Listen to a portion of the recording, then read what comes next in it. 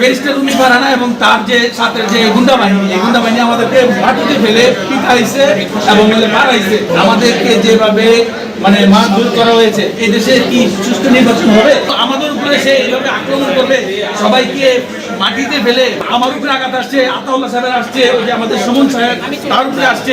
আমি আনুমানিক বলতে পারবো না। আমরা যারা এনসিপি যারা করি, আমাদের উপরে মানে আমাদের ব্যাপক আক্রমণ হয়েছে। আমরা তখন মানে জীবন বাঁচানোর জন্য যাই হোক আমরা কোনো রকম সেফ হয়ে আমরা আসি।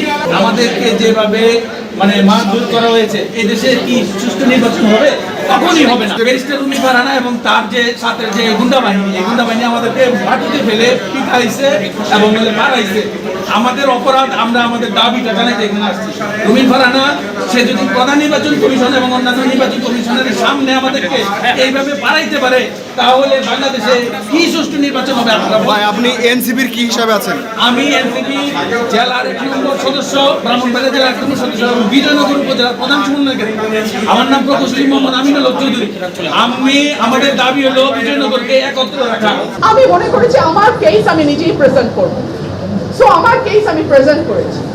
আমি আশা করেছিলাম নির্বাচন কমিশনের সম্মানের দিকে তাকিয়ে ব্রাহ্মণবাড়িয়া 3-এ যারা আছে তারা গুন্ডা পান্ডা নিয়ে ঢুকবে না নির্বাচন কমিশনে।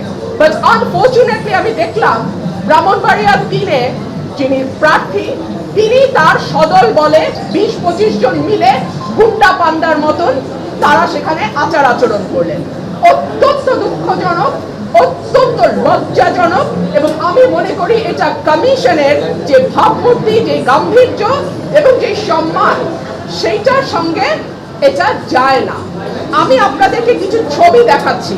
তারা এলাকায় বিভিন্ন মানুষকে কিভাবে পিটিয়ে পিটিয়ে তারা স্বীকারোক্তি আদায় করেছে। নাটা জেলি আর পানীয়র এক অসম কম্বিনেশন ড্রিঙ্কো। চিল থাকতে চান? ড্রিঙ্কো চা বান।